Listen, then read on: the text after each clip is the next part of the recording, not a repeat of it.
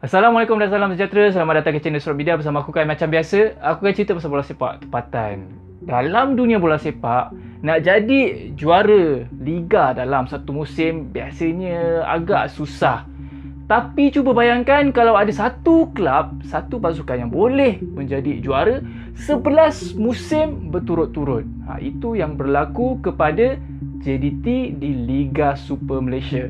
Tapi kalau korang nak tahu, dalam dunia ni ada lagi kelab lain yang pernah jadi juara Liga Domestik selama 11 musim berturut-turut. So video kali ni kita nak tengok siapa kelab yang aku masukkan tu. Tapi sebelum tu korang dapatkan dulu buku cerita Liga Bola Sepak Malaysia untuk musim 2023 di TikTok Shop Surat Media.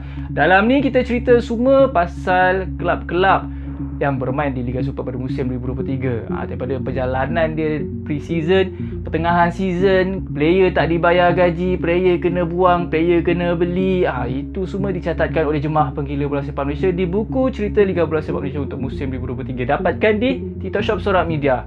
Bayern Munich mencipta rekod dengan menjuarai Bundesliga sebanyak 11 musim berturut-turut daripada musim 2012-2013 sampailah musim 2022-2023. Dalam tempoh tu, 7 kali Bayern tukar manager. Dominasi Bayern bermula di era Jupp Heynckes pada musim 2012-2013 yang juga membawa treble pada musim tu, kejuaraan Bundesliga, DFB Pokal dan UEFA Champions League. Dominasi ni berakhir pada musim 2022-2023 di era Thomas Tuchel. Tapi sebenarnya musim 2022-2023 tu Bayern Munich ni hampir terciduk juga. Kejuaraan ke-11 berturut-turut Bayern terpaksa disahkan pada hari terakhir musim lepas Dortmund seri 2 sama dengan Mainz dan Bayern menang 2-1 ke atas Köln. Memang betul-betul drama last minute Ceritanya kalau Dortmund menang dalam match tu, memang Bayern tak merasa angkat piala.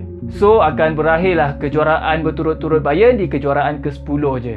Tapi akhirnya Bayern Munich terciduk juga pada musim 2023-2024 apabila Bayer Leverkusen berjaya menamatkan dominasi Bayern dengan 90 poin, jauh meninggalkan Bayern Munich di tangga ketiga dengan 72 poin. So itu dia kelab yang pernah menjadi juara Liga Domestik sebanyak 11 musim berturut-turut. Mendominasi Liga Domestik dalam tempoh yang panjang memang satu perkara yang sukar sebenarnya. Kejayaan yang besar macam ni dah tak boleh cakap sebabkan nasib. Ini memang hasil kerja keras dan konsistensi diorang untuk mendapat kejayaan tu, dan of course adalah strategi yang diorang buat.